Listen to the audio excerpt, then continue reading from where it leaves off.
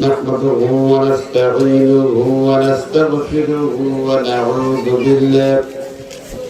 ونعوذ بالله من شرور أنفسنا ومن سيئات أعمالنا من يهد الله فلا مضل له ومن يضلله فلا هادي له ونشهد أن لا إله إلا الله وحده لا شريك له ونشهد أن سيدنا ونبينا ومولانا محمدا عبده ورسوله الذي أرسله بالحق بشيرا ونذيرا وداعيا إلى الله بإذنه وسراجا منيرا فقد قال الله تعالى في كلامه المجيد وفرقانه الحميد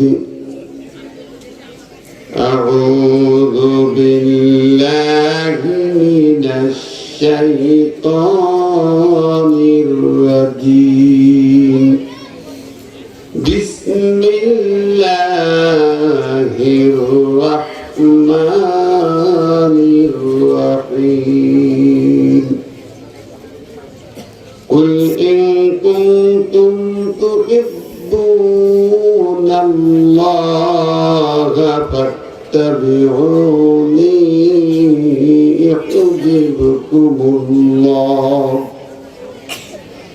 فاتبعوني يحببكم الله ويغفر لكم ذنوبكم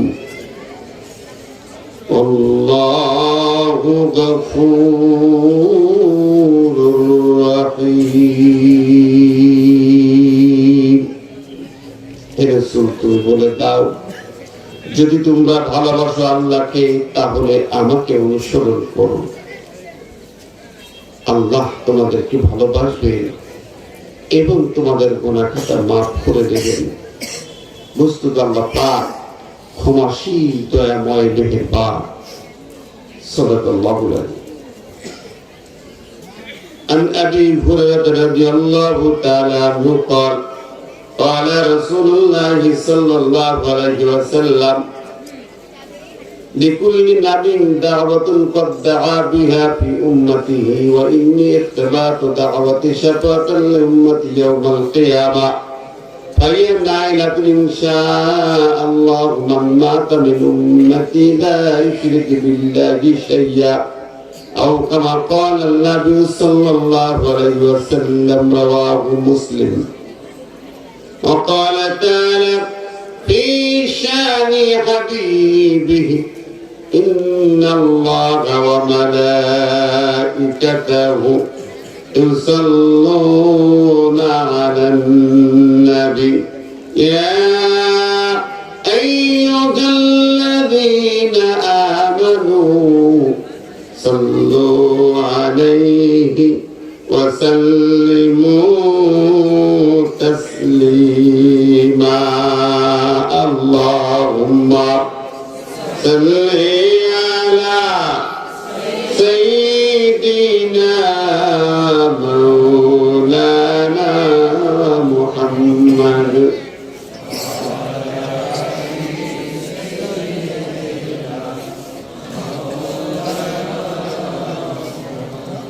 जवान पुरे बोले अल्लाहुम्मा सल्ली अला सय्यिदिना मौलाना मुहम्मद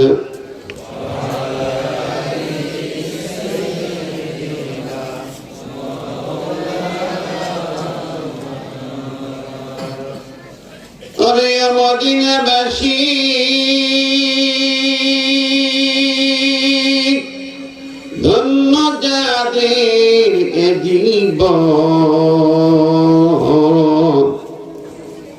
ওই মাটিতে ঘুমিয়ে আছেন, ওই মাটিতে ঘুমিয়ে আছে দু জাহানের মঞ্জন। আল্লাহুম্মা সাল্লি আলা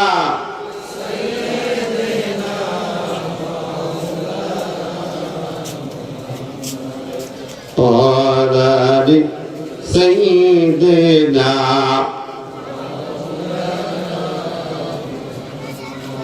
আলহামদুলিল্লাহ, অধ্যকার ঐতিহ্যবাহী রাজশাহী শহরের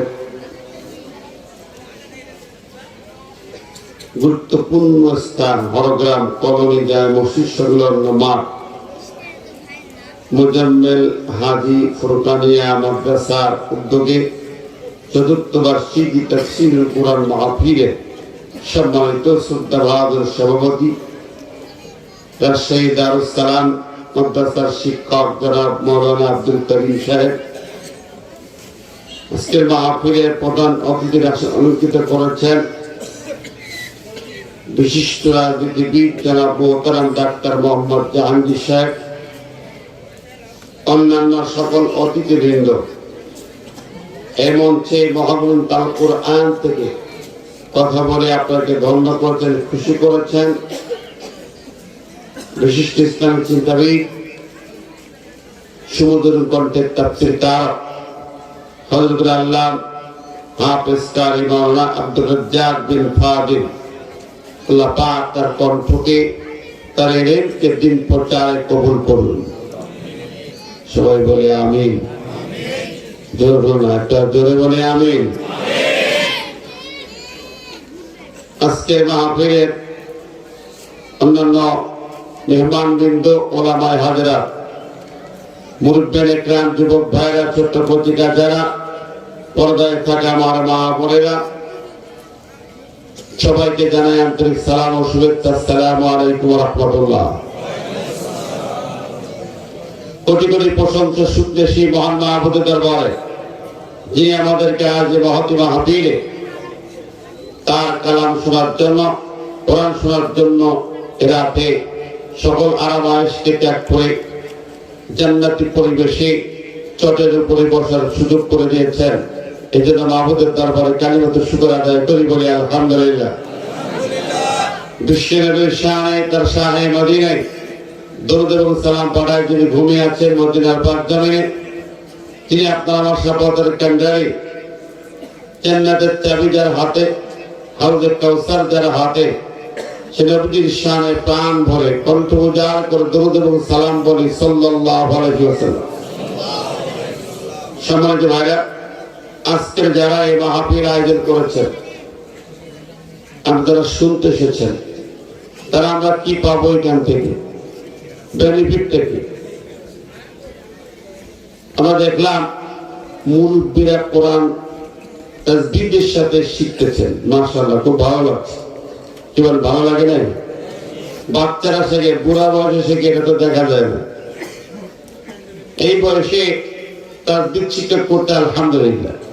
আমরা কোরআন শিখলে, কোরআন জানলে, কোরআনের জ্ঞান অর্জন করলে, এই মাহফিলে এসে বসলে লাভটা কি, ফায়দাটা কি?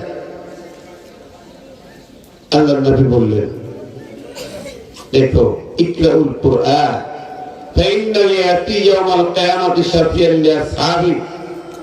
তোমরা কোরআন পড়ো, কোরআনের জ্ঞান অর্জন করো, এটা শেখো, কোরআন তোমাকে সুপারিশ করে জান্নাতে নিয়ে যাবে। জোরে বলা যাবে না সুবহানাল্লাহ? জান্নাতে নিয়ে যাবে কোরআন সুপারিশ করে। তিনি আরো বললেন, যারা আয়োজন করেছ, যারা এখানে এসেছে, শুনে না, নবীজি বলছেন, শোনো, ইন্না লিল্লাহি আহলিন ক্বালু মান হুম ইয়া রাসূলুল্লাহ ক্বালা আহলুল কুরআন হুম আহলুল্লাহ। আল্লাহু আকবার। নবীজি বলছেন, সাহাবীরা, আল্লাহ পাকের খুব নিকটবর্তী আহাল পরিবার সদস্যের মতো কিছু ব্যক্তি আছে। সাহাবীরা প্রশ্ন করলেন, মান হুম ইয়া রাসূলুল্লাহ, সেই সৌভাগ্যবান আল্লাহর নিকটবর্তী লোক কারা? আহল পরিবারে কারা?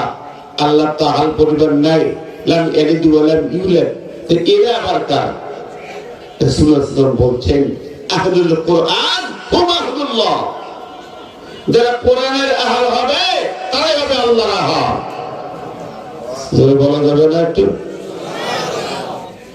ও বন্ধুরা, তাহলে আপনারা তো সৌভাগ্যবান, যারা কোরআন শিখছেন, কোরআনের মাহফিলের আয়োজন করছেন, শুনতে ছুটে এসেছেন। আল্লাহর নিকটবর্তী হওয়ার একমাত্র পথ তরিকা হলো কোরআন। আল্লাহ নবী আরো বললেন, এখানে এসেছেন যারা, তারা যে ভাগ্যবান। নবীজি বলছেন, দেখো, মা ইসলামা কওমুন ফি বাইতিন মিন বুয়ুতিল্লাহ ইয়াতলুনা কিতাবাল্লাহ ওয়া ইয়াতাদারাসুনাহু বাইনাহুম ইল্লা নাযালাত আলাইহিmus সাকিনাহ ওয়া গাশিয়াতুমুর রাহমাহ আফাতুল মালাইকা যাকারাহুমুল্লাহ ফিমান ইনদা আও কামা ক্বালা নবী সাল্লাল্লাহু আলাইহি ওয়াসাল্লাম। সেই মুসলিমের বর্ণনা। বিশ্বনবী বলতেন, যখন কোন এলাকাবাসী কওম একটা মাহফিল আয়োজন করে, সেই মাহফিল তো হবে কোরআনের, ইয়াতলুনা কিতাবাল্লাহ, কোরআন থেকে তেলাওয়াত হবে, ওয়া ইয়াতাদারাসুন, এবং তার দারস হবে, তাদারুস হবে। নবীজি বলছেন, ওই মজলিসে আল্লাহর প্রশান্তির ঝর্ণা ধারা নাযিল হয়ে যায়। সুবহানাল্লাহ।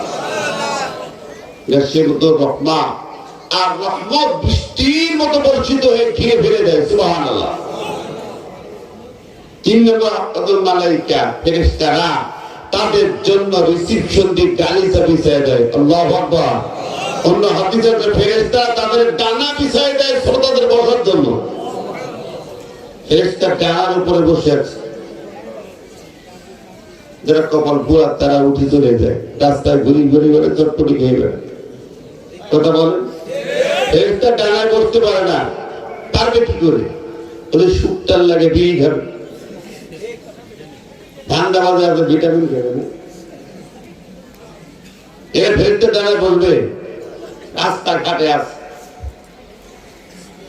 আল্লাহ নয় বলেন 4 নম্বর, ওয়াদাকারাহুমুল্লাহু ফীমান ইনদা, আল্লাহ পাকের সবাই তার আরশে আজিমে ফেরেশতাদের ডেকে ডেকে বলে, দেখো আমার এই গোলামেরা আমাকে দেখে নাই, আমার নবীরে দেখে নাই, আমার কণ্ঠে নবীর কণ্ঠে কোরআন শুনে নাই, আজকে যারা বসে গেছে আমি আল্লাহ পাক ওদেরকে মাফ করে দিয়ে দিলাম। জোরে বলি সুবহানাল্লাহ। এই মাহফিলে শুধুমাত্র মাহফিলটা হবে কোরআনের আলোচনা, তাফসীরের আয়োজন হবে, সাধারণ কোন মাহফিল নয়, কোরআনের মাহফিল হতে হবে। তাহলে এই একটা ফায়দা হবে। এভাবে অসংখ্য বর্ণনা আছে। সম্মানিত হাজিরিন, আপনারা আজকে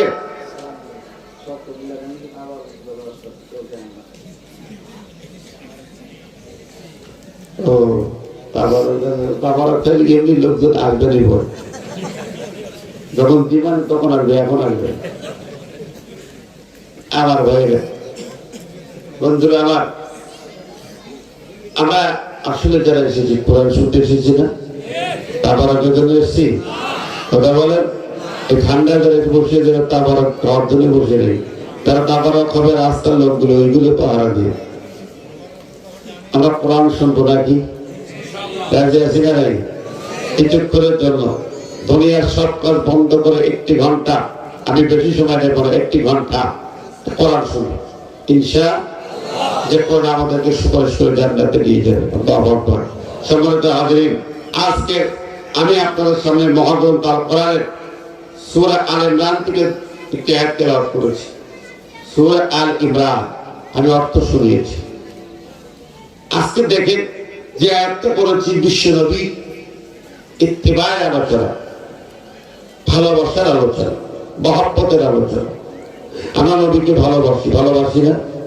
রাসূলকে ভালোবাসি, কিন্তু সন্তানাদি পরিবারের স্মৃতি ভালোবাসি, ভালোবাসতে পারি না। সন্তানের ভালোবাসা, বিবির ভালোবাসা, পরিবারের ভালোবাসা, সম্পদের ভালোবাসা, গাড়ি বাড়ির ভালোবাসা, তারপরে ভাগ ফকর পাইলে সল্লি বলি দরুদ দিয়ে নবীর ভালোবাসা। তাও আজকাল রাজপথ গরম দিয়ে দেখেন, সেখানে স্লোগান কি? আমার অমুক ভয় যে ঘরে আমরা আছি সেখানে আমরা সবাই অমুক সেনা ভয় করি না বলে বোমা রাস্তা গরম দেখেন অমুক ভয়ের চরিত্র ফুলের মতো পবিত্র নামাজ নেই একত্ব বিড়ি গাঁজা পাঁচত্ব শয়তানের ভক্ত সেখানে স্লোগান জোর করত কিন্তু আমার নবীর জন্য কোন পেশানি আছে স্লোগান আছে কই তখন তো খুঁজি পাওয়া যায় না অথচ দুনিয়ার নেতারা কেউ আপনার সাথে যাবে না এখন যদি মৃত্যু হয় কবরে কে রিসিভ করবে মেম্বার চেয়ারম্যান এমপি মন্ত্রী কোন নেতা কথা বলেন কবরে আপনার কেউ রিসিভ করবে কবরে রেখে সন্তান আদরের সন্তান যাকে এত ভালোবাসেন সেই সন্তান আপনাকে কবরে রেখে বাঁশ দিয়ে মাটি চাপা দিয়ে রেখে আসবে এসে রাস্তাঘাটে ঘুমাবে এক বেলা কাঁদবে দ্বিতীয় বেলায় খানা পেনা করে আবার দাদা হয়ে যাবে ঠিক নেবে কে হবে সঙ্গী কে সাথী হবে কে কবর রিসিভ করবে আপনি কি দুনিয়ার কেউ নয় আপন যাদের ভালোবাসেন নেতার যাদের পিছনে ঘোরেন কেউ কবর রিসিভ করবে না ভালোবাসবে না ফেরেশতা রিমান্ডে নিবে কবরে যখন মালিক দারোগা রিমান্ডে উঠে বসাবে মালিক দারোগা দুনিয়ার দারোগা না পুলিশ দিলে রিমান্ডে মারধরি বন্ধ হইয়া যায় এই দারোগা না কোন দারোগা মালিক দারোগা খবরে ধরবে আপনাকে ওই রিমান্ডের সময় কি আসবে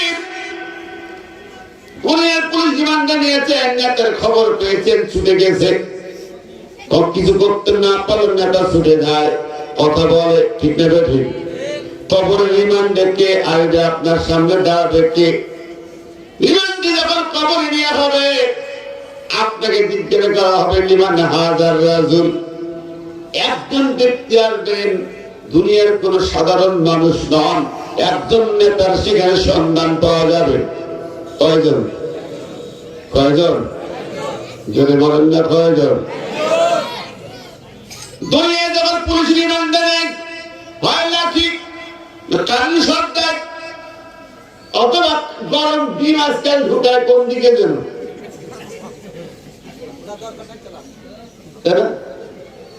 আছে না নাই রিমান্ডের অস্ত্রপাতি বলেন তো কবর রিমান্ডের অস্ত্রপাতি কি জানা আছে আল্লাহ নবী বলেন লাইসাল্লাতু আলাল কাফিরি বিকবরিহি তিসউনা তিন্নিনান লাউ আন্না তিন্নিনান মিনহা নাফাকা ফিল আতমা আমবাদাত খাদিরা আও কামা ক্বালা আন-নবী সাল্লাল্লাহু আলাইহি ওয়াসাল্লাম নবী বলেন ও দুনিয়াবাসী রে ওই কবরে তোমার জন্য কাফিরের জন্য আল্লাহর নাফরমান বান্দার জন্য 99টা বিদার সাপ থাকবে 99টা বিদার সাপ এমন বিদার সাপ একটা সাপ দিয়ে দুনিয়ার মঞ্চে একটা বার শ্বাস প্রশ্বাস ছাড়ে নিঃশ্বাস ছাড়ে কিংবা নিঃশ্বাস নেয় আল্লাহ নবী বলেন এই দুনিয়ায় আর কোনোদিন সবুজ ঘাসের পাতা গজাবে না কোন সবুজ গাছ চারা পাতা গজাবে না এমন বিষ এই হলো প্রথম মতো নির্ধারিত কিছু অস্ত্রপাতি আর একটা অস্ত্র আছে সেটা জিজ্ঞেস করুন আপনার পোকা যখন আপনি বলতে পারবেন না আপনি বলবেন মাথার উপরে এমন একটা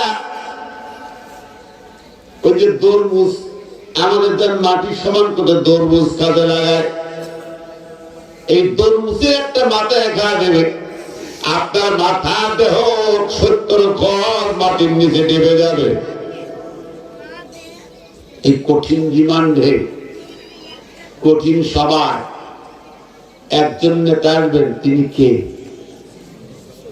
তিনি মুহাম্মদ রাসূলুল্লাহ সাল্লাল্লাহু আলাইহি ওয়াসাল্লাম জিজ্ঞেস করতে গেলে চেনো লিমান হাযা রাসূল এনাকে চেনো আপনি চিনতে পারবেন কি কিভাবে চিনবেন কেমনে চিনবেন সেই মহামানবকে কিভাবে চিনবেন আপনি দুনিয়ায় যদি চিনে থাকেন তবুও চিনতে পারবেন ঠিক না ঠিক? দুনিয়া চিনছেন কিনা? সব নেতা শেষ, কবরে যাবেন একজন নেতা, হাসরে উঠবেন একজন নেতা, বিচারে যাবে একজন নেতা, আর কোন উকিল নেই। শত শত উকিল ঘুরে বেড়ায় বটতলায়, আদালত চত্বরে। আসেন ভাই, আমার চেম্বারে আসেন। হাসরে কয়টা উকিল পাবে? কতক্ষণ না? আর আছে কোন নেতাটাকে পাওয়া যাবে?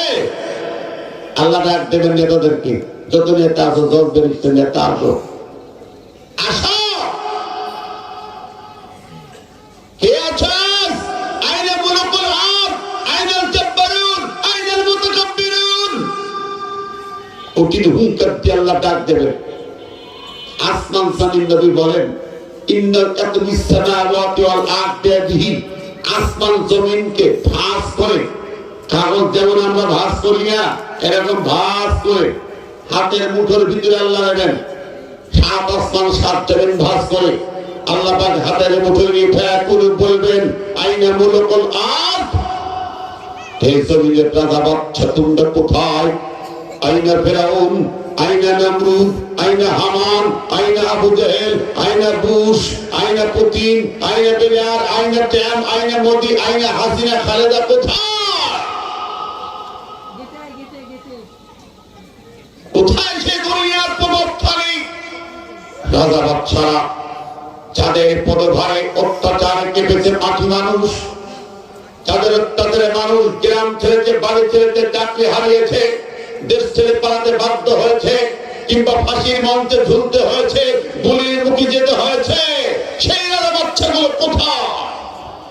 আল্লাহ ডাক দিবেন, আসো, সামনে আসো, আজকে জবাব দাও। লিমানিল মুলকুল কিয়াম, আজ রাজত্ব কার, আজ ক্ষমতা কার, আজ পাওয়ার কার? সেদিন কি জবাব দেবে? নেতা বাচ্চারা আসবে, কথা বলেন, নেতারা আসবে, মন্ত্রীরা আসবে, এমপিরা আসবে, না সবাই পালাবে? কেউ মাইয়া ফিদ্দিন বার করবেন আকিহি, সেদিন সবাই পালাবে। পালায় বেশি তো যাইতে পারবে না। পায়ে আগুনের ডান্ডা দড়ি, হাতে আগুনের হ্যান্ডা, কোমরে আগুনের দড়ি, পায়ের নিচে আগুনের জুতা, মাথার উপরে সূর্যের প্রচন্ড তাপ, মাথা ফেটে চৌচির হয়ে যাবে, মগজগুলো ফেটে পড়বে জমিনে, জিহ্বা হাঁটু পর্যন্ত লম্ব হবে, কলিজার মুখের কাছে খেলা দেবে, চোখ দিয়ে, নাক দিয়ে, কান দিয়ে পুজ রক্ত ঝরঝর করে পড়বে। ঠিক কঠিন দিনে কোন নেতা আসবে না, সবাই পালাবে, হায় হা পালাবে। একজন নেতা, আপনার আমার সেই মহান নেতা, তিনি বললেন,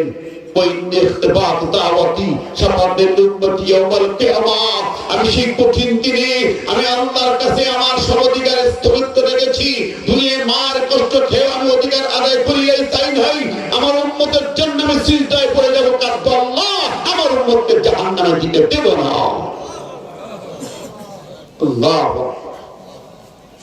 সেই নবীকে আমরা চিনি, কথা বলেন, সেই নবীকে ভালোবাসি কতটুকু দেখেন তো।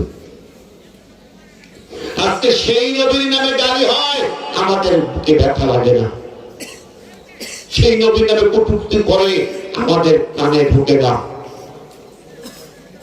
আল্লাহ রাসূলের বিরুদ্ধে কথা বলে, আমার চারিপাশে আছে, আমি বলি ওগুলো ব্যাপার না, কথা বলেন।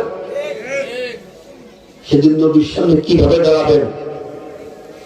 এইসব নাস্তিক, আউল বাউল, ফাগুল ফকির, তাদের সঙ্গে উঠা বসা করেন, আসলে মানে নবীর সামনে যাইতে পারবেন? কথা বলেন, কেমনে যাবেন? মুসলমান আমার দেশের নবীর নামে গালি দেয়, আমার দেশের নেতারা বলে, সরকার বলে, ওরা তার বাক স্বাধীনতা, সে তার কথা বলতেই পারে। যদি এটা হয় বাক স্বাধীনতা, নবীর নামে গালি দেওয়া, আল্লাহর নামে গালি দেওয়া, আমি বলতে পারি এটা আমার হাতের স্বাধীনতা আছে, আমার আল্লাহ দিয়েছেন। মান সাব্বা নাবিয়াল ফাকতুলুহু, নবীর নামে গালি দিয়েছে, ও জিহ্বা টেনে ছিঁড়ে কুত্তার খাবার বানানোর স্বাধীনতা আমার হাতে নাই। আমার ভাই বন্ধুরা, বাংলার জমিনে, মুসলমানদের জমিন, শাহজালাল শাহ মাকদুমের জমিন, আমার এই জমিনে হাজার হাজার ওলিয়া উলিয়ার জমিনে, লক্ষ লক্ষ মসজিদের জমিনে, অর্ধ কোটি হাফেজ আলেমের জমিনে, এই জমিনের পর নবীর নামে গালি দিয়ে পার পাবে, এটা হতে পারে না। ঠিক না ঠিক? ওদের বিচার হতে হবে, ওদের জিহ্বা টেনে ছিঁড়তে হবে, নইলে কল্যাণিত হবে। ফাঁসির মঞ্চে দেখতে কারা কারা তো হাত তুলে দেখায় নবী প্রেমিকে দাও।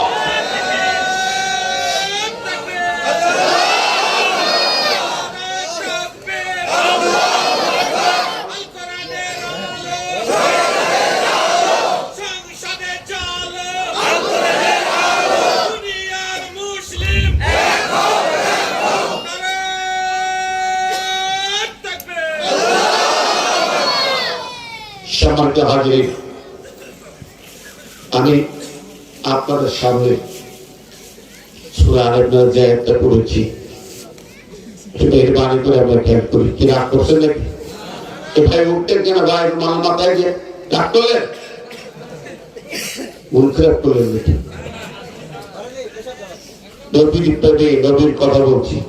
এই মুহূর্তে যদি কেউ রাগ করে বাড়ি যায়, আমি বুঝবো ওটা নবীর দুশমনদের বন্ধু, বাউল ফাউলদের বন্ধু। একটা লোক পিছন দিক যায় না, গেট দিয়ে দয়া করে। অনেক কথা কলিজা ফেলে যায়, ভাই কোন দেশে আছে কি অবস্থা ভেবে দেখি না। শুধু নবী আমার জান্নাতে নিয়ে যাবে, এমনি এমনি জান্নাতে নিয়ে জান্নাতে যাবো, হিসেব নেই। আল্লাহ বলছেন, কুল ইন কুনতুম তুহিব্বুনাল্লাহ ফাত্তাবিউনি ইউহিব্বুকুমুল্লাহ ওয়া ইয়াগফির লাকুম যুনুবাকুম আল্লাহু গফুরুর রহিম। রাসূল বলে দাও, যদি তোমরা আল্লাহকে ভালোবাসো, তুহিব্বুনাল্লাহ, তোমরা যদি আল্লাহকে ভালোবাসে থাকো, ফাত্তাবিউনি, তাহলে আমাকে অনুসরণ করো, নবীকে। ইউহিব্বুকুমুল্লাহ, আল্লাহ তোমাদের ভালোবাসবে, আর তিনি তোমাদের গুনাহগার মাফ করে দেবেন।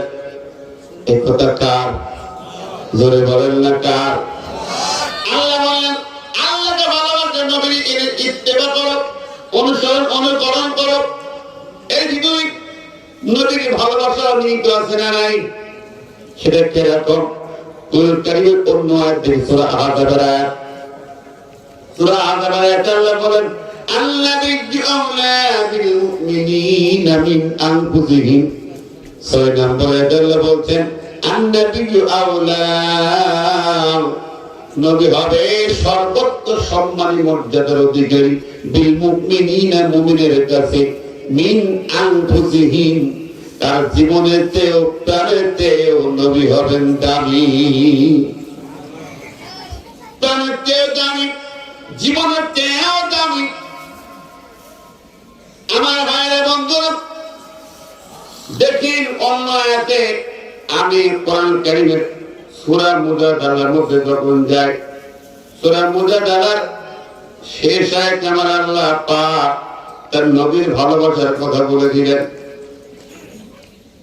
রব্বুল আলামিন বলেন এমন ভাবে সাহাবীরা নবীকে কেমন ভালোবাসতেন তার দৃষ্টান্ত দিলেন। নবীর সাহাবীরা কিভাবে ভালোবাসতেন, জীবনের চেয়ে ভালোবাসাটা কেমন আমরা হয়তো বুঝি না। কোরআন তার দৃষ্টান্ত দিয়েছেন। কোরআন কারীম বলতেন, লা তাজিদু কওমান ইউমিনুনা বিল্লাহি ওয়াল ইয়াউমিল আখির يوادون من حاد الله ورسوله ولو كانوا آباءهم أو أبناءهم أو إخوانهم أو عشيرتهم। আল্লাহ পাক বলছেন, আমার নবীর সাহাবীরা কেমনটা ছিলেন,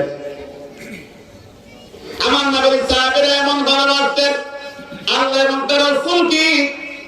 তাদের বিরুদ্ধে যারা আল্লাহ রাসূলের বিপক্ষে মাঠে নামে, নবীর বিরোধিতায় মাঠে নামে, আল্লাহর বিরোধিতায় মাঠে নামে, তাদেরকে তারা কখনো ভালোবাসেন নাই। এমনকি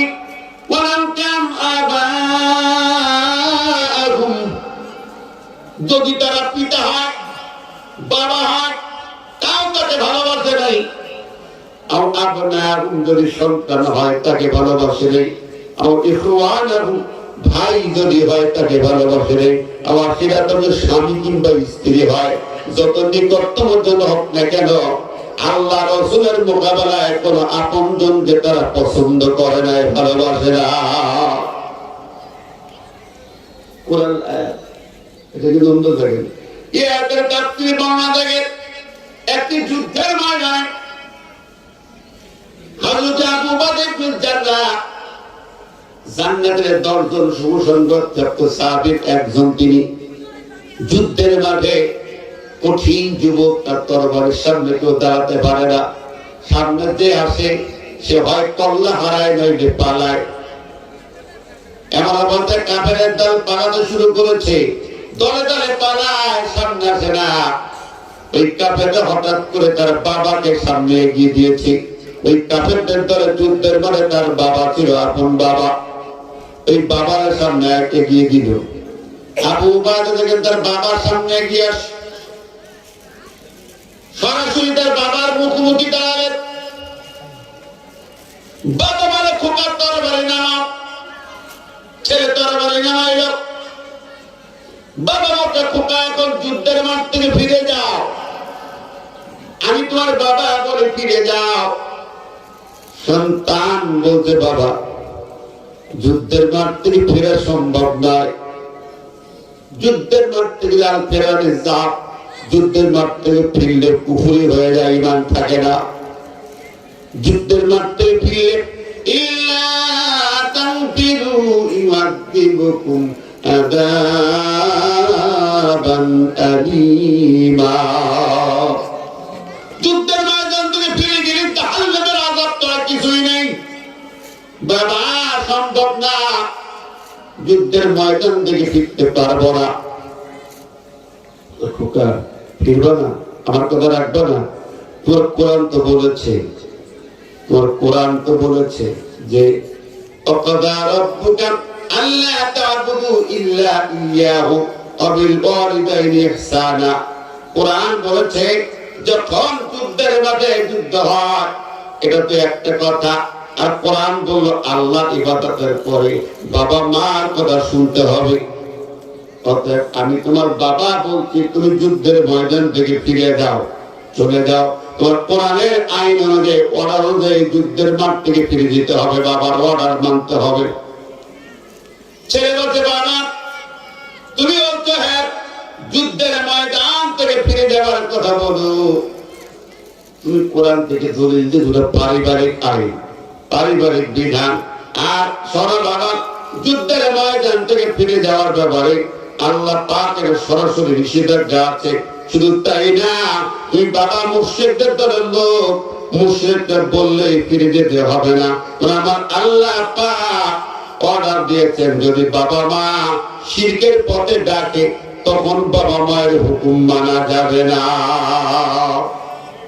শিরকের পথে ডাকলে বাবা মার হুকুম মানা যাবে না। তুমি দেখো আল্লাহ পাক বলেন, জাহাদাকা আলা আন তুশরিকা বিমা লাইসা লাকা বিহি ইলম ফালা তুতিহুমা।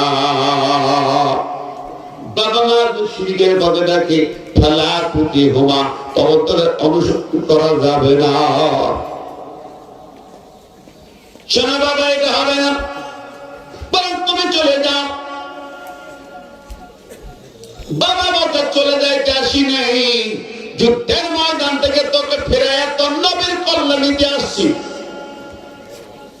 নবী কল্যাণীতে আসছি, তা আমার নবীকে যদি এখানে আনা হয়, আমি সন্তান, আমাকে মারতেছো না, আমার নবীর কল্যাণীরা অবশ্যই তো নবীর বাইরে টুকটা টুকটা করে কল্যাণটা নিয়ে যাবো। বুঝবিল্লা সন্তান কলিজা চলে উঠেছে।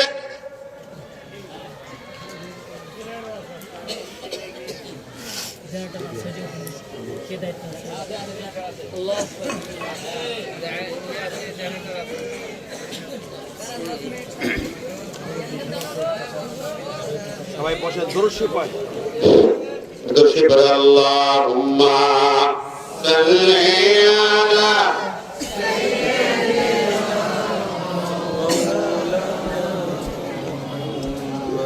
وعلى آل سيدنا مولانا محمد اللهم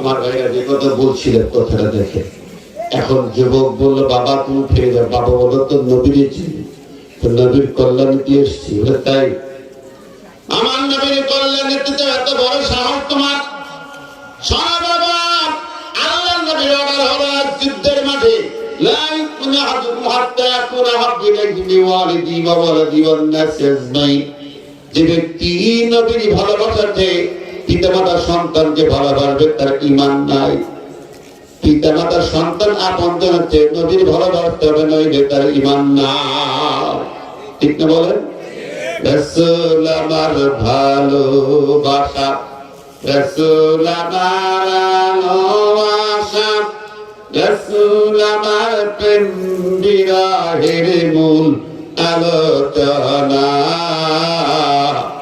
রাসূল আমার কাজে কর্মে অনুপ্রেরণা ঠিক না ঠিক নবীকে ভালোবাসা ও পিতা আমার নবীর কল্যাণে আসছো যুদ্ধের মাঠে আল্লাহ পাক বলেছেন মান আদাল্লাহ ওয়া রাসূলা যারা আল্লাহ রাসূলের বিরুদ্ধে যুদ্ধের মাঠে আসে ওদের কোনো ক্ষমা নাই পিতা হোক সন্তান হোক দেখা দেখি নাই ওরা কাফেরের গোষ্ঠী নবীর দুশমন তাদের ক্ষমা নাই যুবক তরবারি উঁচু করেছে আর একটি বার তাকবীর ধ্বনি দিয়েছি বাবাকে ফাইনাল সতর্ক করেছে যুদ্ধের মাঠে ফিরে যাবে কি যাবে না বাবা বললো ফিরে যাব না তোর নবীরে চাই সন্তান দেরি করে নাই চোখ বন্ধ করে আল্লাহু আকবার বললো চোখ বন্ধ করে তাকবীর ধ্বনি দিয়েছে মুসলমানদের তাকবীর জমিন কাঁপে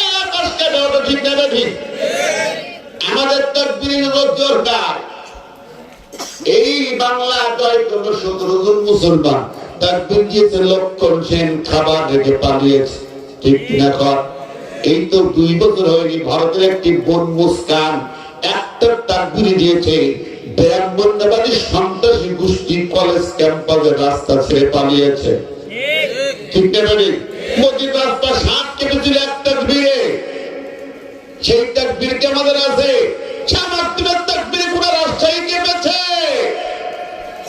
আজকে কেন কাঁপে না আমার এই জমিন ওই নবীর দুশমনদের ঠাই কি হবে আমার দেশের গভর্নমেন্ট যারা আছে এরাও তারা দেখে এই যে ডাক্তার জাকির নায়েকের ভিসা দেয় দিছিল ভাই ভিসা দিল না কেন আমেরিকা ব্রিটিশ ইন্ডিয়ান ইউরোপিয়ান সবার ভিসা হয় হিন্দু বৌদ্ধ খ্রিস্টানদের ভিসা হয় ডাক্তার জাকির নায়েকের ভিসা দিল না কেন বাংলাদেশের এই সরকার তারা এরা কারা ইন্ডিয়ার প্রেসক্রিপশনে তাকে ভিসা দেয়নি ঠিক আছে ঠিক জোরে বলেন এখনো ভারতের দাবিদারি হচ্ছে আবু সাইদ মুক্তদের হাজার হাজার রক্তের বিনিময়ে এই স্বাধীন সোয়ার বাংলায় ফ্যাসিস্টদের কোনো ঠাঁই নাই এখনো রক্ত ঝরবে বুকের তাজা রক্ত নেবে ভারতের গোলামি মানতে রাজি না ভারতের দাবিদারি হবে না আমেরিকার গোলামি হবে না ইউরোপের গোলামি হবে না চাইনার গোলামি হবে না গোলামি হবে কার জবান করে জোরে বলেন কি গোলামি হবে কার সমস্ত শক্তি উজাড় করে বলবো লিল্লাহে তাকবীর নারায়ে তাকবীর একটু হলো মারহাবা রাজশাহীবাসী গর্জে উঠতে হবে দুনিয়ার কোন মানুষের গোলামি এই সমাজে আর চলতে দেওয়া যাবে না ঠিক না ঠিক যুবক তাকবীর দিয়েছে বাবা কাপ শুরু হয়ে গেলে কাঁপতে কাঁপতে ঢাল তারা বাড়ি পড়ে যাও ওই যুবক চোখ বন্ধ করেছে আমার নবীর কল্যাণে দিয়েছে বাবা ভাই সন্তান দিনা এক কবজা মাঠে কেটে দিয়েছে আল্লাহু আকবার জোরে কন্যা আল্লাহু আকবার। কে সেই সাহাবী? বাবার কল্লা কেটে যুদ্ধের মাঠে কল্লা পড়েছে, রক্ত মাখা ধোলা বাড়ি মাখা কল্লাটা হাতে নিয়ে নবীজির কর্তব্য বর্গের পাশে এসে কল্লাটা রেখে বসে পড়েছে। বসে চুপ করে আছে, চোখ দিয়া ঝরঝর করে পানি গড়িয়ে পড়ে। আল্লাহ হাবিব বলেন, যুবক কাঁদো কেন? কার কল্লা আনছো কাঁদতেছ? বিষয়টা কি? কে? কার কল্লা? কেঁদে কেঁদে বলেন, নবীজি আমার জন্মের পরে যে মানুষটা বেশি খুশি হয়েছিল, আমার মুখে খাবার না দেয়া যে মানুষটা খাইতো না, কোন ভালো মন্দ খাবার পেলে আমার জন্য নিয়ে আসতো, আমার সেই শ্রদ্ধার পিতা লালন পালন করে পিতার কল্লা কাটলে কেন? কমলার বললেন, আল্লাহ নবী আবু বকরে আমি ঘোষণা করলাম আন্নাকা ফিল জান্নাহ। সুবহানাল্লাহ বলেন না তো? নবীর মহব্বতে বাবার কল্লা কেটে যে আল্লাহ নবী বললেন জান্নাতে চলে গেছে। সুবহানাল্লাহ। বন্ধুরা আমার, নবীর প্রেম ভালোবাসা তাদের হৃদয়ে এমন কি ছিল, কই আমাদের কই কতটুকু? আমরা নবীকে তো চিনতে পারলাম না, চিল্লাবি না। নবীকে রাষ্ট্রনায়ক চিফ জাস্টিস বানিয়ে নবীর সাহাবীরা তার আনুগত্যের জীবন বিলিয়ে দিলেন। ঠিক না? ঠিক। দেখেন, আমি মাঝে মাঝে বলতাম এই উপমহাদেশে ঘটনা একটি কথা আরেকটি কথা বলি, যারা নবীর নামে গালি দিচ্ছেন, কষ্ট দিচ্ছেন আল্লাহকে, তাদের উপরে আল্লাহ কি পরিমাণ লানত গজব ভেবে দেখেছেন? সূরা আযাবে আল্লাহ বলে দিয়েছেন।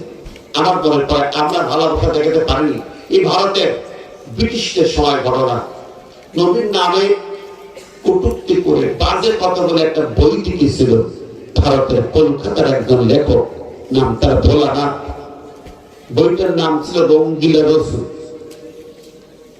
বই পাবলিশ হল, শেরে বাংলা তখন বেঁচে আছে ওই সময়। এই বই পাবলিশ হল, কাবুল শহরে একটি মা এই বই পেয়ে কান্নাকাটি করছে। কি ব্যাপার? ওর ছোট্ট দুই পোলা, তাদের 12-13 বছর বয়স, দুইটা ছেলে আহমদ মোহাম্মদ, তার স্কুল থেকে বাড়ি ফিরে মা কাঁদছে। দুই ছেলে মাকে জড়িয়ে বলে, মা তুমি কাঁদছো কেন? কি হয়েছে মা, তোমার কান্না কেন? আমরা ছোট্ট দুই ভাইকে দিয়া তুমি ঘুরছি, কোন অন্যায় করছি নাকি? মা কেঁদে কেঁদে বলে, না না না, দুইটা বাচ্চারা দুই বাবুর ভিতরে নিয়া জয়া বলে তোমার গায়ের। কেঁদে কেঁদে বলে, না রে বাবা, তোরা আমার সোনার ত্যাগ করে একটু সন্তান, তোদের জন্য নয়, আমার কান্না আমার নবীর প্রেমের কান্না।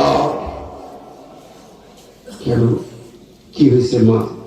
দেখো বাবা, আমার নবীর নামে গালি দিয়ে বই লিখেছি এক লেখক, আমার কলিজা ফেটে যায়, আমার মন বলে আমি ছুটে যাই। আমার নবী বলেছেন, নবীজি মদিনার মসজিদে মেম্বার থেকে মেহরাবে দাঁড়িয়ে ঘোষণা করলেন, যখন কাব্বির জুহাইর নামে একজন কবি নবীর নামে কবিতা লিখলেন গালি দিয়া, নেগেটিভ বা নোংরা ভাষায় কবিতা লিখলেন, নবীজি ঘোষণা করলেন, ও মদিনাবাসী, তোমরা কাব্বির জুহাইরকে যেখানে পাও সেখানে তার কল্লা নিয়ে হাজির করে দাও, যেখানেই পাও কল্লা কেটে আনো। ঘোষণা দিলেন। সেই বুখারীর বর্ণনা, নবীজিকে গালি দিয়ে কল্লা দেওয়াটা ফরজ। কল্লা দেওয়া কি? ধরে গান কি? আরো ধরে গান নাকি? ভাইরা 117 বছর আগে আমি থানা মুসলিম ছিলাম, বক্তব্য দিচ্ছি, একজন গালি তার বিরুদ্ধে ওসি সাহেব প্রোটেস্ট করলেন, আমাকে ওসি সভাপতি প্রোটেস্ট করলেন, আপনি এই কথা বলছেন কল্লা দিয়ে ফরজ, এটা ঠিক হচ্ছে না। আল্লাহ রাখেন, আপনার ঠিক করতে আপনার চেম্বারে গিয়ে বলেন, আমি কোরআন হাদিস দিয়ে বলছি, আল্লাহর নবী বলছেন কল্লা নিতে হবে। মান সাব্বানা বিল ফাতলুহু, আপনি নবী মানেন, মসজিদে আসছেন মানেন কিনা? আমি কোরআন হাদিস দিয়ে বলছি। যদি মনে করে অনুমতি ছেড়ে এখন চলে যাবো, কিন্তু কোরআন হাদিসে হক কথা বলতে দিয়ে হবে। অথচ মাসালিতে করছে। আমার ভাইরা, বন্ধুরা আমার, আমরা বিগত দিনের বহু নির্যাতিত হয়েছি, অনেক সমস্যা গিয়েছে। প্রশাসন বা ফ্যাসিস্ট জালেমদের সঙ্গে আঘাত করে ইমামতি চাকরি টিকিয়ে রাখতে হতো। আর আমি বলিষ্ঠভাবে প্রতিবাদ করে গর্জন দিয়ে কথা বলায় ইমামতি হারিয়েছি, মাদ্রাসার চাকরিও হারিয়েছি। জীবনে মাথারত করি নাই, এখনো মাথারত হবে না। ঠিক আছে, ঠিক কথা বলেন না কেন? আলেমদের ইমামদেরকে মাথা উঁচু করে দাঁড়াতে হবে। প্রত্যেক মসজিদের ইমাম সভাপতি সেক্রেটারি গোলাম হবে না, ইমাম হবে সর্বোচ্চ নেতা। বক্তব্য কণ্ঠে বলতে হবে, প্রতিবাদ করতে হবে। কতক্ষণ ঠিক নেবে? ঠিক। আজকে আমরা আমাদের জায়গায় সম্মান বজায় রেখে মাথা উঁচু করে থাকতে পারি না। বাতিলের চাটুকারি হয়ে যাওয়ার কারণে, দাবেদার হয়ে যাওয়ার কারণে নইনি দেশে 50 লাখ আলেম ইমাম আছে, 50 লাখের উপরে হাফেজ আলেম ইমাম। অথচ বিড়ি কর, দাড়ি কর, গাঁজা কর, দাঁড়িয়ে পিসাব ফেলে জেনাকার, সুদখোর, ঘুষখোর, তারা সমাজের বিচার আদর করে। আলেমদের ইমামদের বিচারে নেওয়া হয় না। কথা বলেন ঠিক না? ঠিক। কেন? কেন? কি কারণে? কোন কারণে? ঘুষ খেয়ে বিচার উল্টো দিক চলে যায়। ঠিক না? ঠিক। সামাজিক বিচারগুলো দেখে যার পক্ষের পুলিশ পাইয়া পক্ষ নেবে, বিচার ঠিসমিস। ন্যায় বিচার বলতে কিছুই না। ঠিক কিনা কর? আমি ভুল বলছি না কি ভাই? সমাজে আলেমদেরকে ইমামদেরকে পিছন ফিরে না তাকে সোজা হয়ে দাঁড়ান। আমি বলেছি মহল্লায় মহল্লায়, মসজিদে মসজিদে, বিগত দিনেও বলেছি মহল্লায় মহল্লায় মসজিদ কমিটি হবে। ইমামের নেতৃত্বে হাজি, গাজী, আলেম, যুবকরা এক হয়ে কমিটি হবে। সমাজের যত বিচার মসজিদ কমিটির নেতৃত্বে হবে, ইমামের নেতৃত্বে হতে হবে। যদি সমাজের শান্তি চান, রাস্তায় এক যুবক এক মেয়েকে উত্তপ্ত করবে, ওখানে তাকে প্রতিহত করে ধরে মসজিদের সামনে হাজির করতে, বেঁধে রাখতে হবে। বিচার হবে মসজিদ কমিটির মাধ্যমে। ঠিক আছে?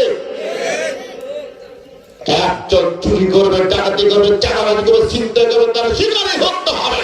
মসজিদের সামনে হাজির করে বেঁধে রাখো, ওখানে বিচার হবে। আমার ভাই বন্ধুরা, তবেই সমাজ সুখময় হবে, শান্তিময় হবে। মসজিদ ভিত্তিক সামাজিক বিচার ইমামদের নেতৃত্বে হতে হবে। আর জাতীয় ভাবে আমাদের হাইকোর্ট, সুপ্রিম কোর্ট, জজ কোর্ট, ট্রাইব্যুনাল থেকে শুরু করে সব বিচারালয় চলবে আল্লাহর কোরআন দিয়া। কথা বল ঠিক না? ঠিক।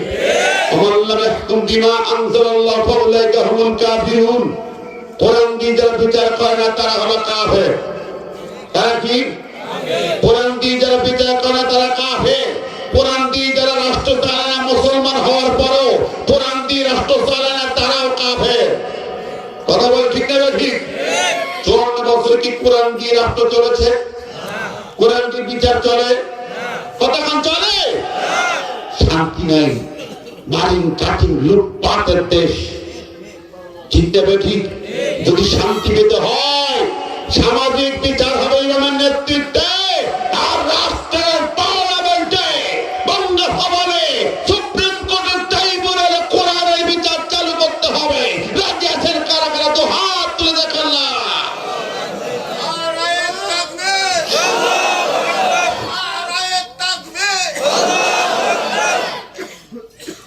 মাশাআল্লাহ, আলহামদুলিল্লাহ। আল্লাহ পাক কবুল করুন। আমরা বলি আমিন। আমার ভাইরা বলছিলাম, কাবুলের মহিলা দুই ছেলেকে বুকে চুরি কেঁদে কেঁদে বলে, বাবা আমার কান্না আমার নবীর প্রেমের কান্না। নবীর নামে ডালে দিয়ে বই লিখেছি। নবী বলেছেন তার কল্লা উড়িয়ে দাও। আমি তো নারী, আমি কলকাতা কেমনে যাবো? কাবুল থেকে 2000-এর বেশি কিলোমিটার দূরে, 2500 কিলোমিটার দূর। আমি যেতে পারবো না, এই জন্য বসে বসে কাঁদি।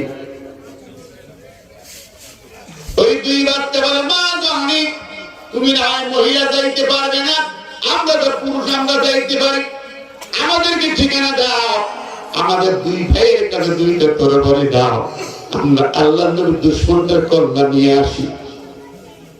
মা বলতে তোরা দুই ভাই ছোট, একেবারে পিচ্ছি খোলা পা, তোরা কি সম্ভব তোদের তা, তোরা তো পারবি না রে বাবা, ছোট মানুষ, বাচ্চা 12-13 বছরের বাচ্চা, তোরা পারবি না।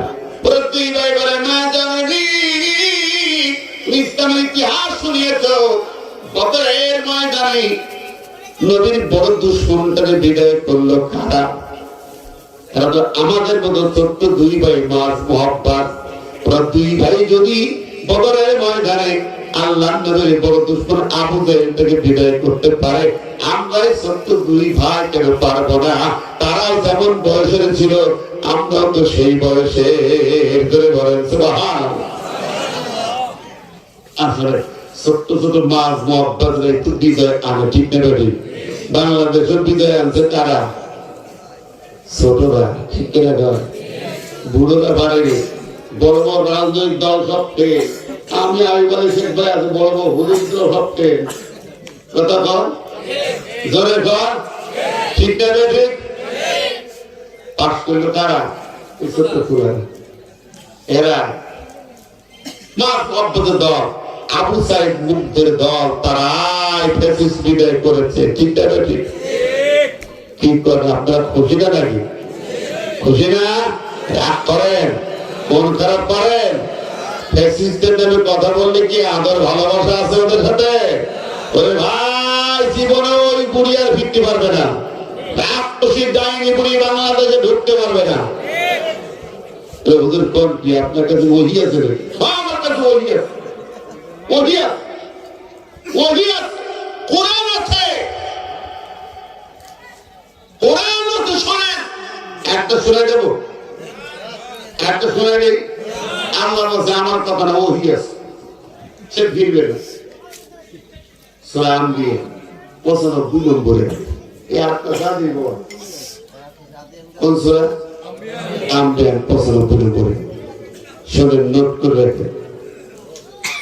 আল্লাহ বলছে وحرام على قرية أهلكناها أنهم لا يرجعون।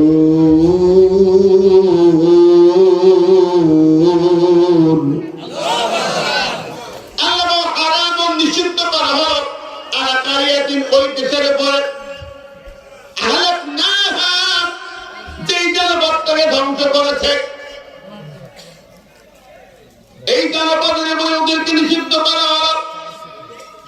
আন্নাহুম লা ইয়ারজিউন, নিশ্চয়ই ওরা ফিরতে পারবে না। লা ইয়ারজুন ফেলে মুদারে, না না না, ওরা ফিরবে না। এই ধ্বংস করে দেওয়ার জনপদের উপরে ওরা হারামুন, আল্লাহ হারামুন, ওরা নিষিদ্ধ। সুবহানাল্লাহ বলবেন না? জোরে বলেন, আরো জোরে। কেমনে ফিরবেন? মাত্র কেবল রাত 2-1টা হয়েছে, তাই মিনি স্টক হয়ে গেছে, ঠিক না বেটি? রায় কত বাকি? 1,500 ছাত্র জনতাকে খুন করা হয়তো 1,500 খুনের রায় হবে, ঠিক না বেটি? 57 সেনা অফিসার খুনের রায় হবে, 3-4 হাজার সাতটা চত্র খুনের রায় হবে। ফাঁসির মঞ্চে যাদেরকে আব্দুল কাদের মোল্লা, মুজাহিদ মীর কাসেম আলী, আমির জামাত নিজামী ভাই, মুজাহিদ ভাই, তাদের খুন করা হয়েছে, ফাঁসির মঞ্চে সেই খুনের রায় হবে। আল্লামা সাঈদীকে মেডিকেল ক্লিন করে হত্যা করা হয়েছে, সাঈদীর খুনের বিচার হবে কি হবে না? আল্লামা সাঈদীর খুনের বিচার হবে। এই হাজার হাজার খুনের রায় 5,000 নয়, 10,000 বার ফাঁসির রায় হবে। ওই রাক্ষসীর ডাইনি 10,000 ফাঁসি হবে। সব খুনের বিচার চাই কিনা? ধরে বলেন, আল্লামা সাঈদীর মহব্বতে আছে নাই? আল্লামা সাঈদীর খুনের বিচার বাংলার মানুষ চাই। কারা কারা দু হাত তুলে দেখান তো দেখি।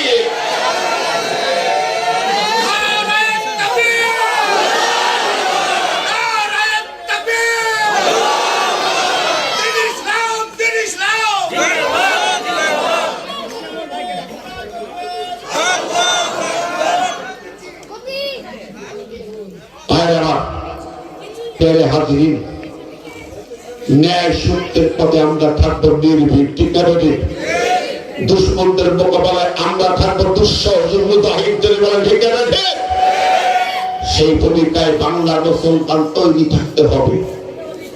কোন বাতিলের সাথে আপোষ হবে না, আঘাত হবে না, ক্ষমা হবে না, ঠিক কিনা কর? যে আপনার তো সবাই একটু হকির আল্লাহকে দেখান তো দেখে আর একটা বার।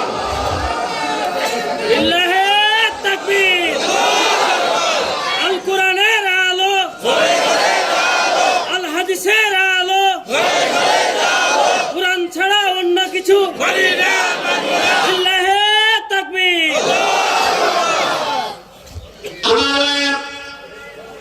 ছোট্ট দুই ভাই মায়ের কাছে দাবি করলো কলকাতার সেই লোকটাকে মা পরিচয় দাও।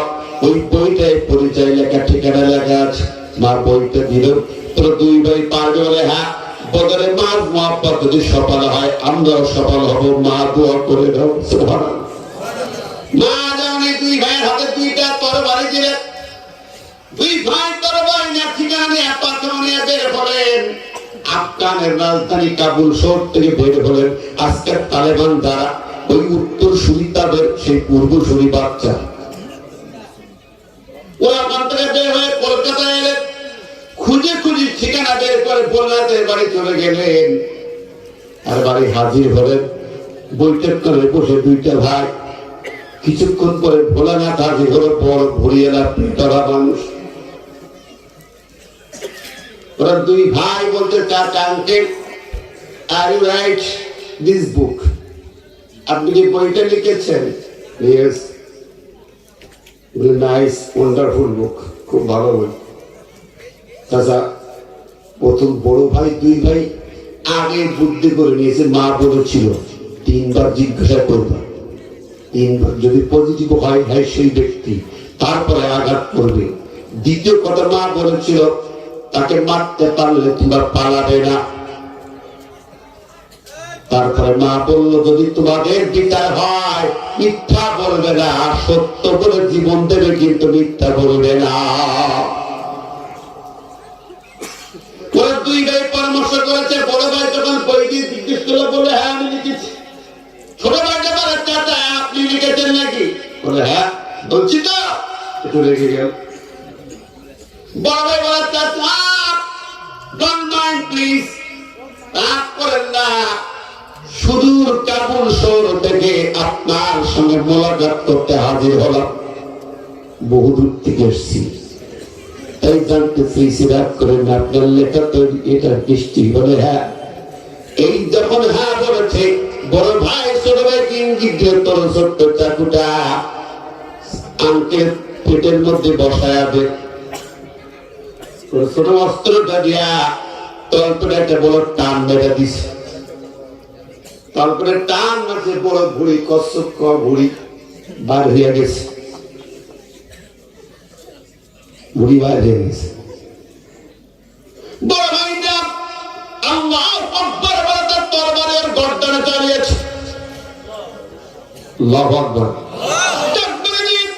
গর্দনে তরবারে আঘাত করেছে, সঙ্গে সঙ্গে গলা থেকে কেটে, পুরো দেহ থেকে কেটে, গর্দন থেকে মাথাটা আলাদা হয়ে গেছে। সুবহানাল্লাহ, জোরে বললে সুবহানাল্লাহ। রক্ত মাখা তরবারি নিয়ে আমি দুই ভাই দাঁড়িয়ে আছে, হইছেই পড়ে গেছে। লোকজন তার দিক থেকে ঘিরে ফেলেছে, দুই ভাই গ্রেফতার হয়ে গেছে। কি ব্যাপার তোমরা মানলে? বলে হ্যাঁ। ওরা কথা বলে না, ধরে নিয়ে চলে গেল, পুলিশে সুপর্দ করা হলো, আদালতে চলে গেল, কলকাতার কোর্টে চলে গেল, বিচার কার্য শুরু হয়ে গেল। ভাইরা আমার, যেদিন কোর্টে ওদের হিয়ারিং হয়, এদের পক্ষে কোনো উকিল নাই, লোকজন নাই, বিপক্ষে উকিল মুক্তারের অভাব নাই। কোর্টের বিচার, কলকাতার কোর্টে বিচার শুরু হয়ে যায়, বিচার শুরু হয়ে যায়। বিচারপতি ছোট্ট দুই ভাইকে লক্ষ্য করে যেমন শুরুতেই বলে, সত্য কথা বললো, মিথ্যা বলবে না। বলা হলো, ওরা দুই ভাই বলতেন we are Muslim, we don't lie, আমরা মুসলমান কখনো মিথ্যা বলতে পারি না। আচ্ছা, বিচার শুরু হলো। বিচার শুরু হয়, বাদীপক্ষ বর্ণনা দিয়ে গেল। এবার যখন ওদের পরে এলো, বড় ভাইটা বলছে জাস্টিস সরব, আমার একটু কথা বলি তোমার কাছে। আজকের কোর্ট যদি ইসলামী কোর্ট হতো, আমরা ফুলের মালা গলায় দিয়ে মায়ের কোলে ফিরে যেতাম। কিন্তু আমরা জানি এই কোর্ট জালেমদের কোর্ট, শয়তানদের কোর্ট। এই কোর্টে কোনোদিন ন্যায় বিচার হবে না। আমার নবীর দুশমনকে হত্যা করেছি, এটা যে বৈধতা আছে, ফরজ বাধ্যতামূলক কাজটা করেছি, এই কোর্ট বুঝবে না। তোমাদের আইন দিয়ে তোমরা বিচার করবে। তো শুনে রেখো দুইটা কথা, আমরা দুই ভাইটাকে হত্যা করতে কাবুল শহর থেকে এসেছি কলকাতায়। কেন? এই বইটা সাক্ষী থাকো। দুটি কথা বলে যায়, জাস্টিস সরব, তুমি জাস্টিস, তোমার সরকারের গোটা দেশের বুদ্ধিজীবী মহলদেরকে জানিয়ে দাও, নবী মুহাম্মদের নামে যদি কোনো বাজে কথা বলা হয়, তোমরা রেহাই পাইবা না। ওটা দাঁড়িয়ে বলেছে, আমার বাবা, আমার বাড়ি কলকাতার কাছাকাছি, ইন্ডিয়ার ধারে সাতক্ষীরা জেলায়। আমার বাড়ি থেকে একেবারে বর্ডার 300 গজ মাত্র। পায়ে হেঁটে আমরা কলকাতায় এলাকায় চলে যেতাম ছোটবেলায়।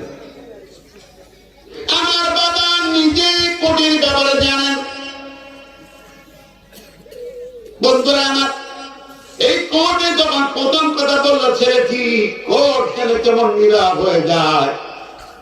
আরেকটা কথা বলি, ওরা বলছে, ও কলকাতাবাসী, বিশ্ববাসী শুনে নাও, আমার মতো ছোট্ট ছোট তরুণ যুবক 1-2 জন নয়, লক্ষ লক্ষ নবী প্রেমিক কিরণ তরুণ কিশোর বালকেরা এই জমিনে আছে।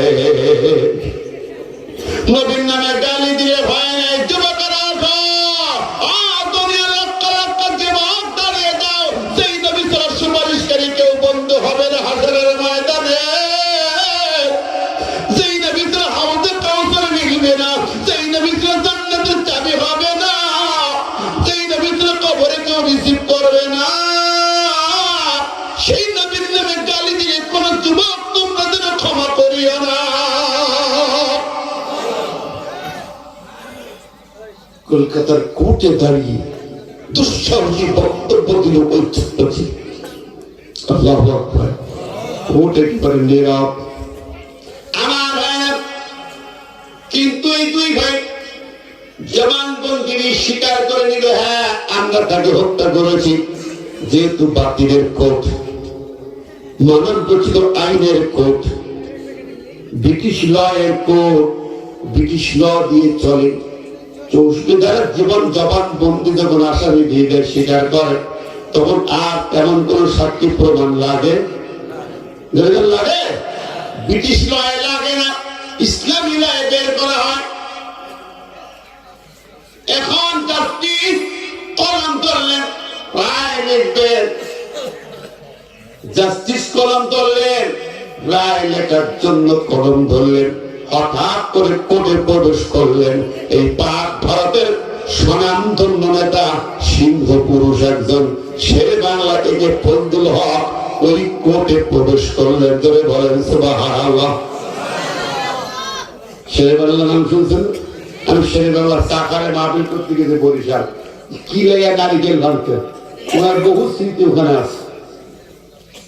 শেরে বাংলাকে ফজলুল হক উনি ঢুকলেন কোর্টে, জাস্টিস স্টপ ইওর পেন, আর জাস্টিস কলম বন্ধ করো, লেখা বন্ধ করো। যেহেতু শেরে বাংলা ব্রিটিশ পিরিয়ডে এই উপমহাদেশের তিনি বড় নেতা, উনি ঢুকলেন। ঢোকার সাথে জাস্টিস তাকে সম্মান দিল শেরে বাংলা। আসামির 64 ধারায় জবানবন্দি দিয়েছে, এখন তো রায় লেখার ব্যাপার। বলার কি আছে আপনার বলুন? শেরে বাংলা বলে জাস্টিস রায় হবে না, আজকে রায় হবে না। ওদের পক্ষে কোনো উকিল আছে নাকি? বলে নাই। বলে আমি ওদের পক্ষে উকিল হয়ে এই মামলা লড়ার জন্য কোর্টে হাজির হয়েছি। জোরে বলেন না সুবহানাল্লাহ। ইন্নাল্লাহা মা'ানা, ঠিক না বেটি? আল্লাহ আছে না নাই? শেরে বাংলা বলল, জাস্টিস আমি টাইম পেয়ে করছি, টাইম দেন। নেক্সট কোর্টে যা কিছু হবে আজকের কোর্টে সময় দেন, এই মামলার রায় হবে না। জোরে বলা যাবে নাকি সুবহানাল্লাহ? জোরে বলেন সুবহানাল্লাহ। রায় লেখা বন্ধ হয়ে গেল। জাস্টিস একটি কোর্ট সময় দিলেন, ঠিক আছে, নেক্সট কোর্টে রায় হবে। আমার ভাইরা বন্ধুরা আমার ছেলে বাংলা বাচ্চা দুটার কাছে এলেন, বাবা তোরা পৃথিবীর শ্রেষ্ঠ মায়ের সন্তান, তোরা পৃথিবীর রত্নগর্ভা মায়ের সন্তান, তোদের মতো যুবক এই পৃথিবীতে বেঁচে থাকা দরকার। এরকম জবরদস্ত যুবক আগামী দিন সেনাপতি হবে, দেশের নায়ক হবে, পুরো জাতির রাহবার হবে। বাবা তোরা বেঁচে থাক, আমি তোদের কাছে দাবি করি আগামী কোর্টে তোরা যেন খবরদার কোনো কথা বলবি না। মনে রাখিস বাবা, জান বাঁচানো ফরজ, জান বাঁচানো ফরজ। তোরা শুধু চুপ থাকবি, বাকি দায় দায়িত্ব তোদের চাচা আর শেরে বাংলা দায়িত্ব পালন করবে। জোরে বলেন না সুবহানাল্লাহ, আর জোরে বলেন সুবহানাল্লাহ। আল্লাহুম্মা সাল্লি আলা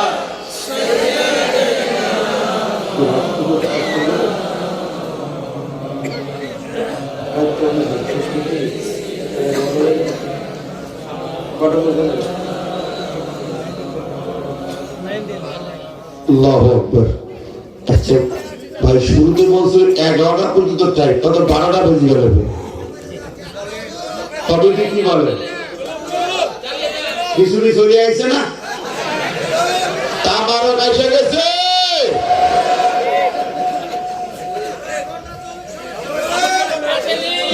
এখনো চালানো যায়, যাবে আল্লাহ তাহলে ঠান্ডা হয়ে যাবে। বসেন বসেন। আল্লাহ লম্বা কথা যে ভাই, আর কথা বলবো। আল্লাহ আকবার। নবীর প্রেমের ভালোবাসা আজকে জমিনে যারা গালি দিচ্ছে আমাদের, তাদের তো এরকম শাস্তি আমরা আশা করি, ঠিক না? ঠিক। আল্লাহ কি বলতে জানে সূরা আযাবের এই আয়াত থেকে, ইন্নাল্লাযীনা ইউযুনাল্লাহা ওয়া রাসূলাহু লা'আনাহুমুল্লাহু ফিদ দুনিয়া ওয়াল আখিরাহ ওয়া আ'আদ্দা লাহুম আযাবাম মুহিনা। নিশ্চয়ই যারা ইউযুনা কষ্ট দিচ্ছে এবং দেবে, আল্লাহ ও তার রাসূলকে কষ্ট দিবে, দিচ্ছে। লা'আনাহুমুল্লাহু ফিদ দুনিয়া ওয়াল আখিরাহ, আল্লাহ স্বয়ং নিজেই তাদেরকে এই জমিনে দুনিয়ার জীবনে লানত দেন, গজব দেন, আবার আখিরাতে আল্লাহ তাদের গজব দিয়ে সাজা দেবেন। তার কথা সূরা আহজাব 58 নম্বর বলেন, লা'আনাহুল্লাহু ফিদ দুনিয়া, দুনিয়া এবং আখিরাত দুই জায়গায় আল্লাহ রাসূলকে কষ্ট দেয়, দিছে না? ফাউল সরকার কি কইছে? আল্লাহর নামে কত কথা, কত বাজে। পৃথিবীর কোন মানে ইবলিসের দুঃসংখ্যা নেই এত। আল্লাহ তোমার তো আগামাতা কিছু বুঝলাম না, কত বড় নাস্তিক। যেটা আল্লাহ, তুমি তো আরো 200 আল্লাহ বানাইতে পারতে, এত বোঝো তো, এটা বোঝো না।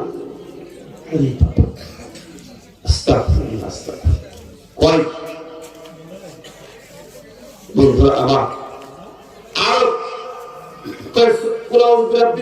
আল্লাহ নাকি নাস্তিক হয়েছে, ড্যান্স করতে দিচ্ছে। নাচ মানে মানুষ, আর ওটার ড্যান্স কত বাজে, কত নোংরা, কত অসভ্য, ঠিক না? ধরে বলেন নাস্তিক, মুরতাদ, শয়তান, অসভ্য জানোয়ার। যে এর যদি সাপোর্ট আপনি করেন, তাই আপনার ঈমান থাকবে? সত্যি বুঝি বলছেন তো? হ্যাঁ, ওকে যদি সাপোর্ট করে কেউ, তার ঈমান থাকবে? আমি একটা আয়াত শোনাই যাই, একটু শোনাই যাই ভাই, কারণ কি অনেক ভুল বলতে বুঝতে হবে। কে মনে করে হুজুর আপনি এসে বলে চলে গেলেন? সাপোর্ট থাকলে তার ঈমান থাকবে কি থাকবে না?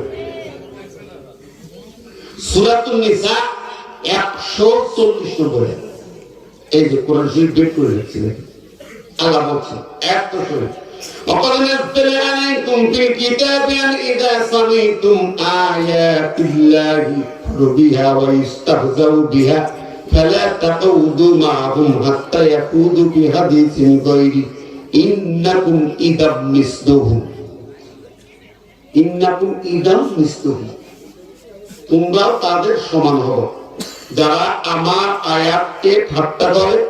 আল্লাহ রাসূল ইস্তাহজাউ, ঠাট্টা করা হয়, ঠাট্টা বিদ্রুপ করা হয়, গালিগালাজ করা হয়। যদি ওদেরকে সাপোর্ট করো, আল্লাহ তার আগে বলেন ফালা তাকউদু মাআহুম, এরকম কোন মিটিং সিটিং এ তোমরা বসতে পারবে না ওদের সাথে, ওদের সাথে কোন সম্পর্ক রাখতে পারবে না, মিটিং মিছিল করতে পারবে না, রাজনীতি করতে পারবে না, দলবাড়ি করতে পারবে না, সাপোর্ট করতে পারবে। যদি করো ইন্নাকুম ইদাম মিসলুহুম, যদি করো তাহলে তোমরা, ওরা যেমন নাস্তিক আল্লাহর দুশমন, তুমিও হবে নাস্তিক এবং আল্লাহর দুশমন। কথাটা কার? ডাইরেক্ট পুরো, কোন ইনডাইরেক্ট কথা না। আমার বানানো একটা কথা বলতে আসি, ভালো করে বুঝে। এখন আপনি বা আপনার আপন কেউ যদি তাদের সাপোর্ট করে, তাহলে কে সাধারণ ঘটনা করেন? যদি কেউ আমরা প্রতিবাদ করে আমাদেরকে ধর্মান্ধ বলে গালি দেয়, ধরে নেতা সেটা ফাউল নেতা, ঠিক না? আগুন বাউল ফাউল নাস্তিকদের ঠাই বাংলার জমিনে হতে পারবে না। কথা বলে ঠিক না? ঠিক জোরে বলেন। নাস্তিকদের পক্ষ নিলে তাদের জায়গায় বাংলার মাটিতে হবে না। আগামী দিনে বাংলা হবে আলেমদের বাংলা, আগামী দিনে পার্লামেন্ট হবে কোরআনের পার্লামেন্ট, ঠিক না? ঠিক নাস্তিকদের জায়গা দেওয়া যাবে না, যাবে না, যাবে না। আপনার একমাত্র দু হাত করে দেখা।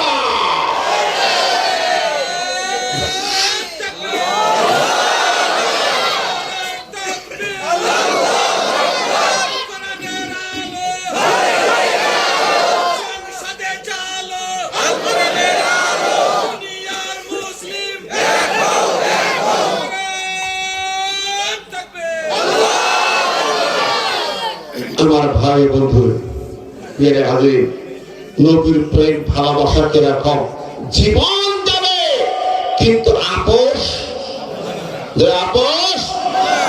নবীর একজন সাহাবী, আগে বলি শেখ ভাই আছেন, উনি বড় বাপের একজন মুফাসসির আলেম, আলহামদুলিল্লাহ। নবীর একজন সাহাবী আব্দুল্লাহ বিন হুযায়ফা, খলিফা ওমরের জামানায় যুদ্ধ করতে, সেই সময় পৃথিবীর সেরা শক্তি রোমান হেরাক্লিয়াসের বাহিনী, এখন যেমন আমেরিকা, রাশিয়া, সেই জামানাতে রোম, পারস্য, রোমান বাহিনীর সঙ্গে যুদ্ধ করতে যেয়া তারা গ্রেপ্তার হলো ৮০ জন মুসলিম যুবক। নবী সাহাবী আব্দুল্লাহ বিন হুযায়ফা সহ। হুযায়ফা ছিলেন সেনাপতি, যুবক তরুণ সেনাপতি, একেবারে তরুণ। হযরত হুযায়ফাকে গ্রেপ্তার করার পরে বিভিন্ন প্রলোভন দিল রোমান বাদশা হেরাক্লিয়াস নিজে সরাসরি প্রস্তাব দিল, যুবক নেই, যদি তুমি মুহাম্মাদের দল ছেড়ে আমার দলে যোগ দাও, আমি তোমাকে সেনাপতি বানায় নেব, পৃথিবীর সেরা সেনাপতি বানাবো। যদি তুমি আমার দলে যোগ দাও, মন্ত্রিত্ব চাইলে মন্ত্রিত্ব দেব। যদি তুমি আমার দলে যোগ দাও, তার সামনে তার কন্যাকে হাজির করলো।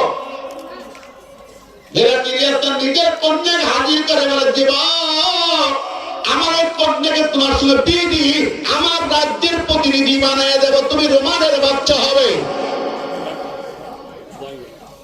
সুদার কথা না, এই মেয়ে দেখো, যুবক মাথা নিচু করলো, মেয়ের দিকে তাকালেও না।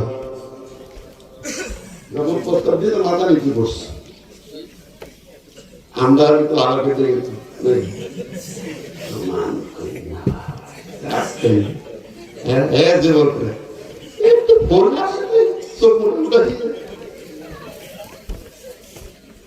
রোমান কন্যা, ওই সময়ের পৃথিবীর সেরা সুন্দরী কন্যা, রোমান কন্যা, হেরাক্লিয়াসের কন্যা।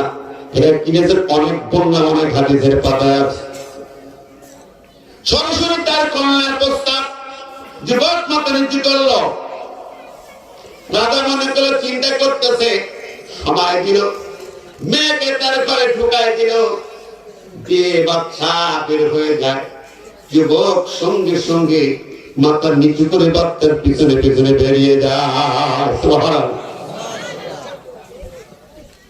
পরে বাচ্চা মেয়েকে ডাক দিলে বলে, মা কেমন? বলে, বাবা যে পাগল ছাগল বাদ দাও, পাগল ছাগল বাদ দাও। কথা বলছেন আমার ভাইয়ের লম্বা কথা। রোমানিক বাচ্চা হিরে তিনি আজ প্রস্তাব দিল যুবক, সর্বশেষ প্রস্তাব। কোন প্রস্তাব তো রাজি না, লাস্টে একটা প্রস্তাব দিল, যদি তুমি শুধু মুহাম্মদকে অস্বীকার করতে পারো তোমাকে ছেড়ে দিয়ে দেব। মোহাম্মদকে অস্বীকার করে ছেড়ে দেব। সাংঘাতিক কথা এই প্রস্তাব। কি আসছে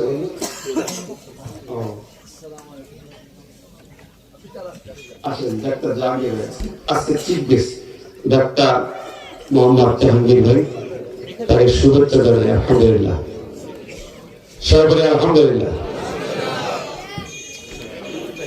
এখন আমিও 12 বেজে গেছে, আসলে শেষ কাটছি মনে হচ্ছে। ডাক্তার সাহেব অনেক ব্যস্ত মানুষ, সারাদিন কাজ, আবার বড় ডাক্তার, মহা ব্যস্ত মানুষ। কি কর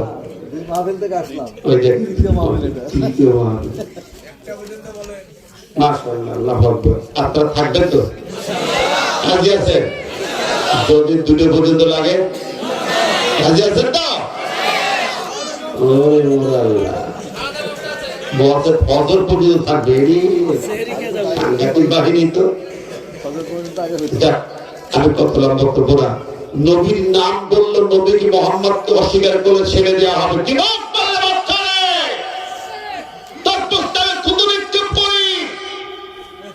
আমি মুক্তি চাই না, আমার নবীর পথে নবীর ঈমান নিয়ে শহীদ হতে চাও।